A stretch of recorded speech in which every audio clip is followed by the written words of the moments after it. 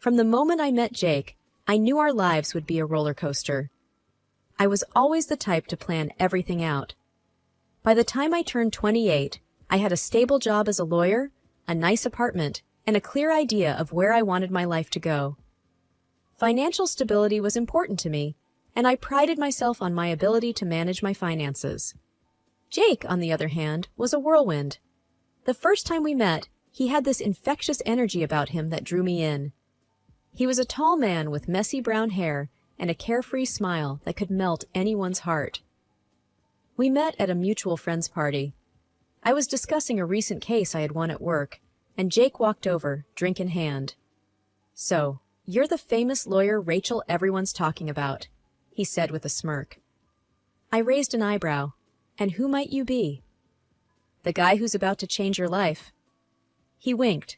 Laughing, I replied, "That's a bold statement, but sure, I'll bite. Tell me, how do you plan on doing that?" Over the next few hours, we talked about everything, from our childhood memories to our future dreams. He told me about his love for adventure and how he often went on spontaneous trips just because he felt like it. He said he believed in living in the moment and enjoying every second of life. I found his perspective refreshing. Here I was, someone who always planned ahead, and then there was Jake, someone who took each day as it came. Over the next few months, our relationship blossomed. He introduced me to a world of spontaneity, and I brought a bit of order to his chaos. Our dates were always full of surprises. One day, he would take me out for a fancy dinner, and the next, we would be on a random road trip to nowhere. It wasn't just the fun times that made me fall for him. It was also the way he cared for me. He would always make sure I was okay, and he had this unique ability to make me feel special. One evening, after a particularly long day at work, I came home to find my apartment filled with candles and roses.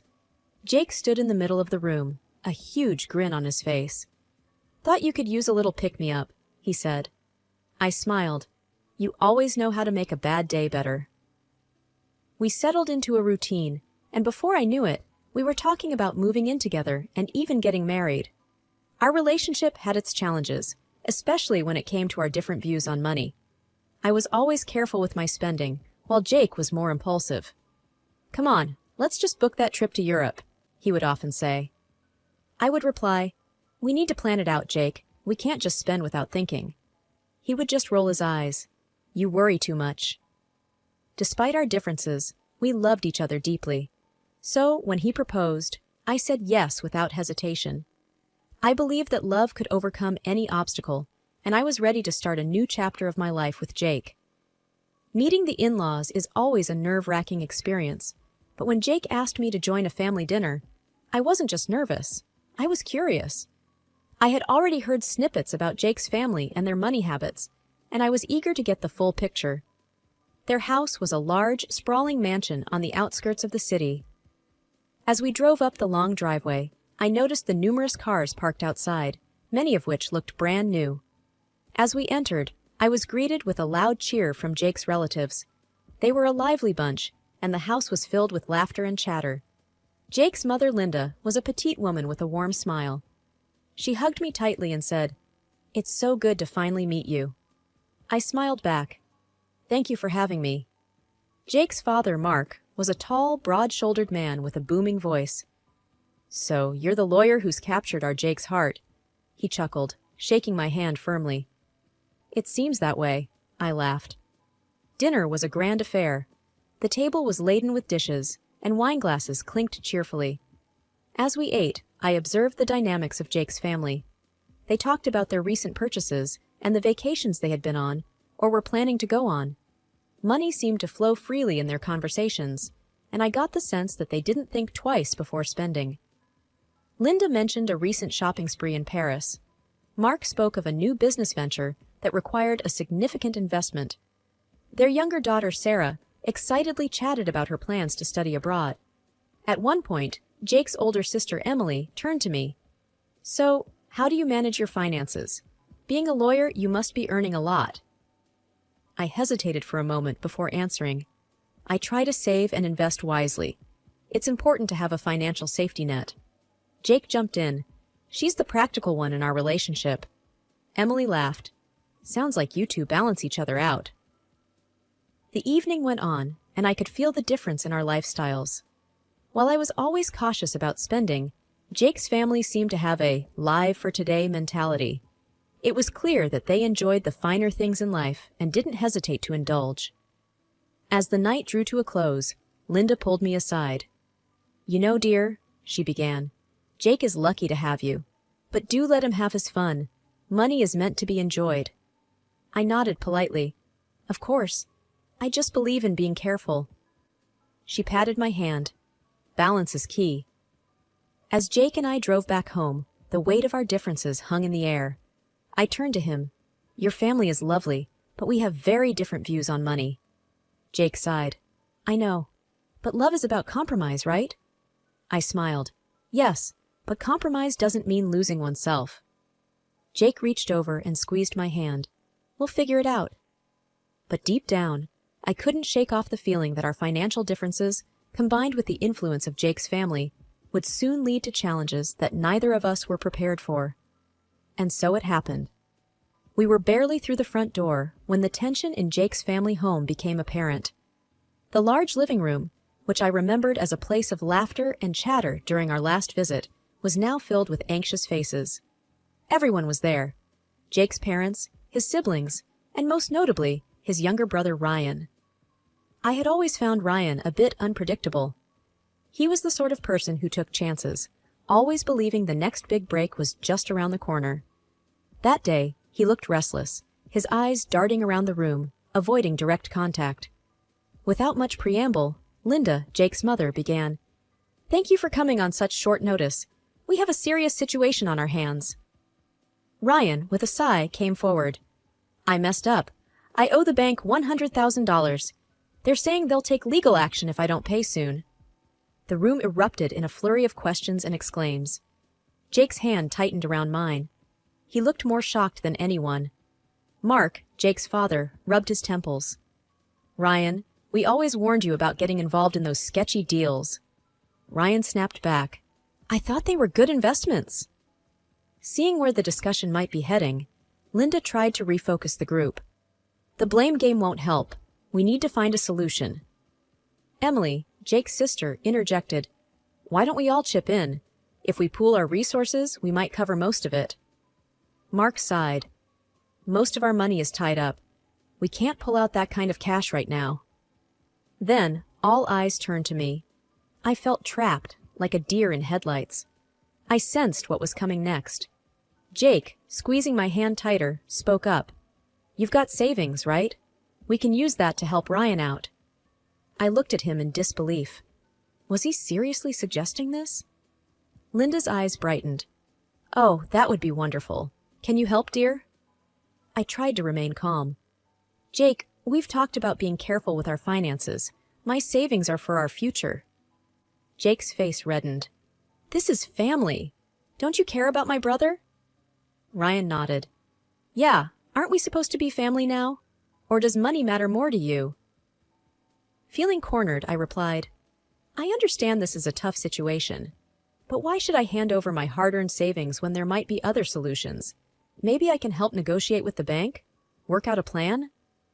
Jake's voice grew louder. "This isn't the time for legal advice. Ryan needs help now." Linda chimed in, with an edge to her voice. "We thought family meant something to you. Guess we were wrong." The room felt stifling, the weight of their expectations and accusations pressing down on me. I had hoped Jake would be my ally, but he seemed to have chosen his family's side. The meeting ended with no resolution. As Jake and I walked back to the car, I felt a chasm growing between us. The dawning light had always been a comforting sight, but this morning its warmth was overshadowed by a chilling discovery. Glancing at my phone, I saw an alarming bank notification.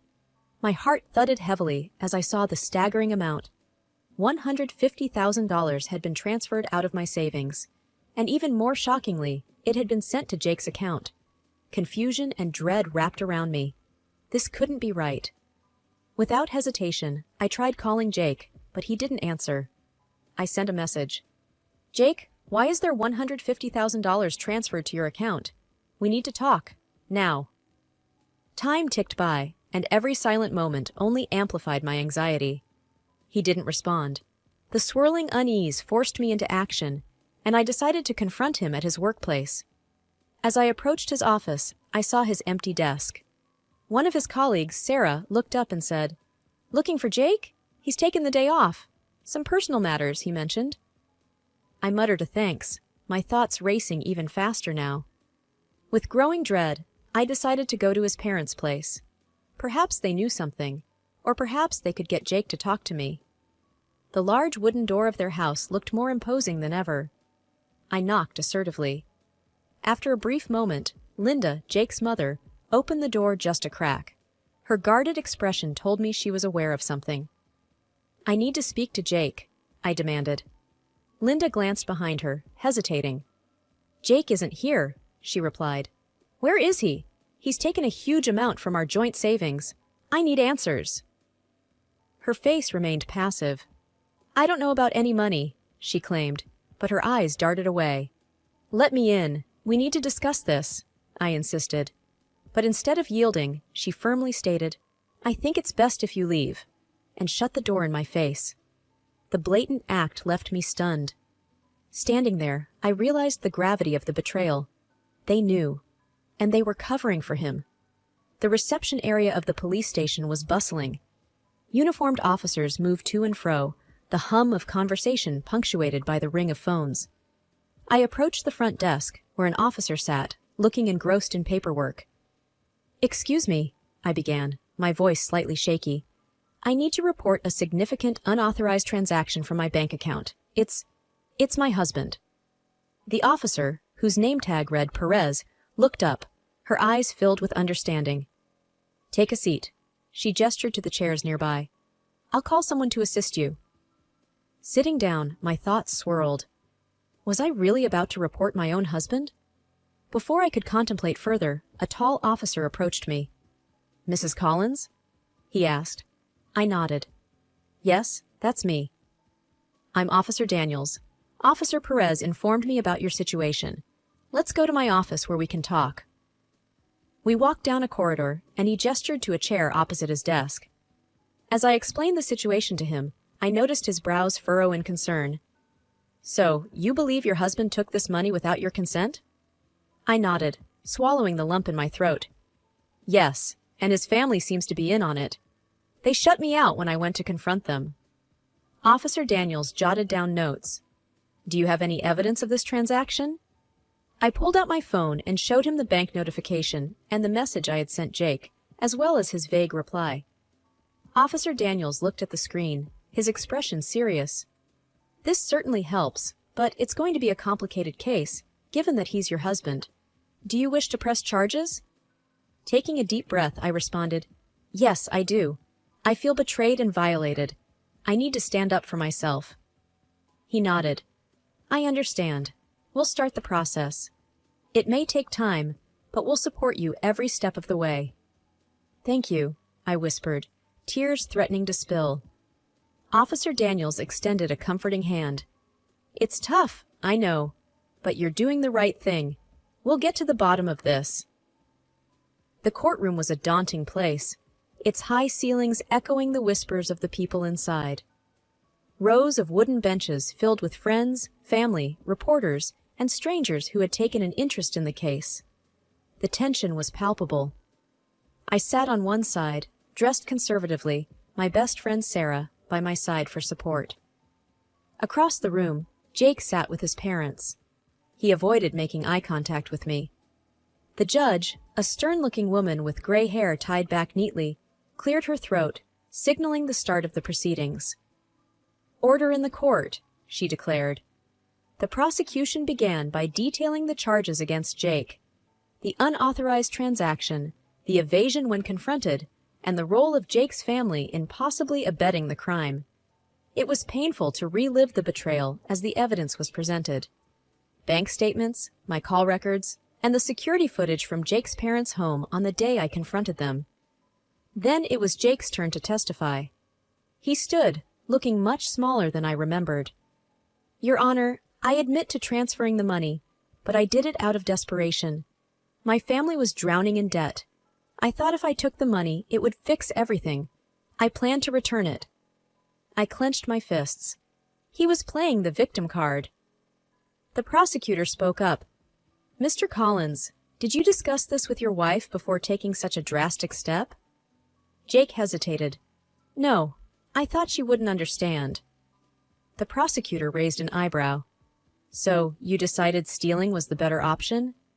Jake lowered his gaze. I made a mistake. The trial went on for hours. Witnesses were called, statements were read. When the time came for me to testify, I felt a lump in my throat. With every ounce of strength, I recounted the events, the betrayal, the pain of being shut out by someone I had once loved. Sarah was called up next. She spoke of my character, my hard work, my dedication to building a life with Jake, and the anguish I had experienced when discovering the betrayal. When the closing statements were made, the room held its collective breath. The judge, after taking her time, declared, Mr. Collins, you've admitted to your crime, and while I understand your intent was not malicious, the act was a clear violation of trust. You will return the full amount of $150,000 to Mrs. Collins immediately and pay an additional fine for this unauthorized transaction. Jake's face went pale. His parents seemed equally shocked. Furthermore, the judge continued, I advise both parties to consider mediation to resolve any personal disputes. As I left the courtroom, I felt a mixture of relief and sadness. Justice had been served, but at what cost? The man I had once dreamt of building a life with was now a stranger, a criminal in my eyes. After the court proceedings, my mind kept going back to one thing. How did Jake's family end up in such a mess in the first place? And why was I, a mere bystander in their family affairs, paying the price? My curiosity got the better of me, and I decided to find out the root cause. The first person I thought to reach out to was Amanda, Jake's ex-girlfriend from before we met. She had once mentioned how Jake's family had a penchant for shady dealings. Back then, I had dismissed her words as jealousy, but now I wondered if there was some truth to it. I dialed her number, half expecting her not to pick up, but she did. Hello? Hey, Amanda, it's Rachel. I know it's been a while, but I wanted to talk. She paused, then replied, About Jake? Yes. We met up at a quiet coffee shop the next day. Amanda looked different, more mature and composed than I remembered. After exchanging pleasantries, I got straight to the point. Amanda, you once told me about Jake's family, about their dealings. I need to know more. She sighed, taking a sip of her coffee. I wondered when you'd ask. Jake's family has been involved in some sketchy businesses for years. Loan sharking, shady investments, you name it. They've always been about quick money. I frowned, but Jake never seemed that way. At least, not when we were dating. Amanda shook her head. He tried to distance himself from it, but family ties run deep. And when his brother got into that massive debt, he got sucked right back in. My heart sank. So, all this time? She nodded. He's been trying to bail them out. I warned you, remember? I saw the signs, the desperation, the sneaky phone calls, but you were too in love to see. I stared down, fighting back tears. I can't believe I was so naive. She reached across the table, squeezing my hand. You're not the first, and won't be the last. They're masters of manipulation. The conversation shifted, and I learned that Jake's brother had a gambling problem. The debts weren't from a failed business or medical emergency. They were from nights spent at underground gambling dens and high-stakes poker games. I thanked Amanda for her honesty and clarity. As I walked back to my car, everything made sense. The secrecy, the desperation, the betrayal. Jake's family was drowning, and in their desperation, they tried to drag me down with them. After the dust settled, one thing was clear to me. I needed to put the past firmly behind me. The first step was finalizing the divorce from Jake. It was a relatively quick process, given the circumstances. My lawyer, an old friend from law school, ensured that it went smoothly without me having to face Jake again. One evening, after a long day at work, I met up with some college friends for dinner. Sarah, always the one with the latest gossip, leaned in, her voice dropping to a conspiratorial whisper. You remember Jake's brother, right? Heard he's been locked up for fraud. I raised an eyebrow. You're kidding. She shook her head. Wish I was. Multiple counts of fraud and embezzlement. They say he'd been scamming people for years. Anna chimed in. And that's not all. Jake's parents' property? Seized and auctioned off to clear their mounting debts. I took a deep breath, processing the information. It's just sad. That family had so many issues, so many problems. Sarah squeezed my hand. You dodged a bullet, girl, and look at you now, moving on, living your best life. I smiled, grateful for the support. Thanks, Sarah. It's been a journey, but I'm finding my way. Life continued. Days turned into weeks, and then months. The wounds of the past slowly began to heal, and I started building a life that was truly mine.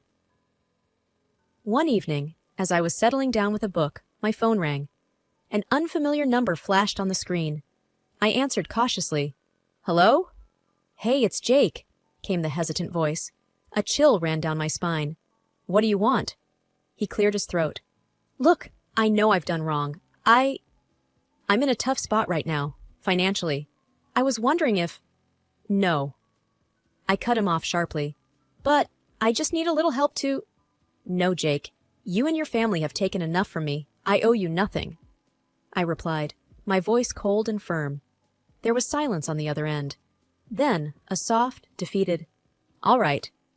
I ended the call, feeling a mixture of anger and pity. But mostly, I felt relief. Relief that I had moved on, that I was no longer entangled in their web of deceit and drama. Over time, I immersed myself in work and spent quality time with friends and family who genuinely cared about me. I learned to value and trust myself more than ever, firmly believing that no matter what life threw my way, I would always come out stronger on the other side.